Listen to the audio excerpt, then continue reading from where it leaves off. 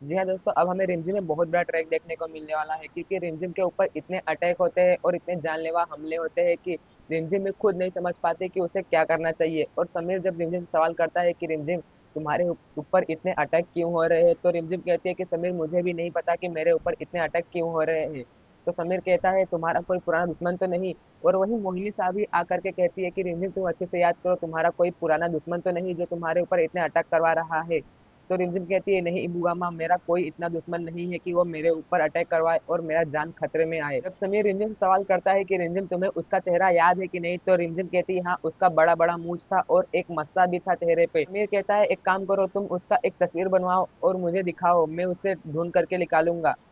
तो रिमझिम उसका स्केच बनवाने के लिए एक स्केच आर्टिस्ट को बुलाती है। जब वो आता है घर के अंदर और वह तस्वीर बनाने के लिए बैठ जाता है, जब तस्वीर बनाता है तभी बीच में रिमझिम उस चेहरे पर गौर करती है। वही आदमी जो स्केच बना रहा होता है वही आदमी होता है जो रिमझिम को किडनैप करने के लिए घर के अंदर आया होता है। तो रिमझिम डर जाती है। रिमझिम डरते हुए समीर को आवाज लगाती है, लेकिन वो आदमी तुरंत अपने जेब में से स्प्रे निकालता है और रिमझिम के मुंह पर मार देता है। रिमझिम वहीं पर बेहोश हो जाती है। वो आदमी रिमझिम को उठाता है और महल से भागने की कोशिश करता है, लेकिन समीर आ जाता है और रिमझिम को बचाने के लिए पीछे दौड़ता है और उसको कहता है कि तुम रुक जाओ, नहीं तो तुम्हें वहीं मैं जान से मार दूंगा। लेकिन वो आदमी कुछ नहीं सुनता है, बस वो रिमझिम को लेकर भागने की कोशिश करता है। वो आदमी समझ जाता है कि मैं इस घर के अंदर से बाहर नहीं निकल पाऊंगा अगर मैं इस लड़की को लेकर बाहर निकलूंगा तो वह तुरंत अपना दिमाग लगाते हुए रिमझिम को वहीं पर छोड़ देता है और उधर छोड़ करके भाग जाता है और महल से बाहर निकल जाता है।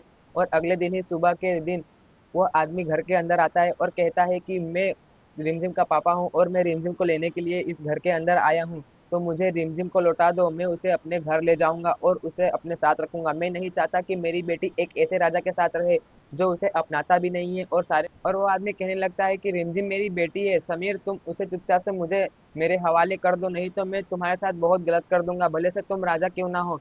तो समीर उसे धमकाते हुए कहता है तुम्हारी इतनी हिम्मत कि तुम एक राजा से ऐसा बात करोगे। तो वो कहने लगता है कि तुम एक बार गौर करो रिमझिम, मैं तुम्हारा ही पापा हूँ, तुम याद करने की कोशिश करो। लेकिन रिमझिम कहती है कि समीर मुझे कुछ नहीं याद आ रहा है।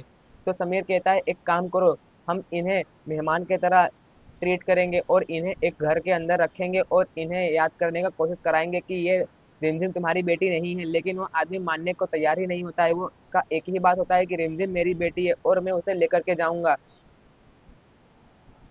और रिमझिम भी समीर से परेशान हो जाती है, क्योंकि बार बार उसके ऊपर इतने हमले होते हैं और समीर अपनाता नहीं है और कहता है कि मैं तुम्हें नहीं अपनाऊंगा और मैं तुम्हारे साथ शादी नहीं कर सकता। शादी तुड़वाने के लिए समीर भी हाँ कह देता है। रिमझिम अब सोच लेती है कि क्यों ना मैं इस आदमी के साथ ही चली जाऊं। वीरगढ़ महल से बाहर निकलने का मेरे पास एक यही मौका है कि मैं इस आदमी के बेटी बन जाऊं और इस महल से निकल जाऊं।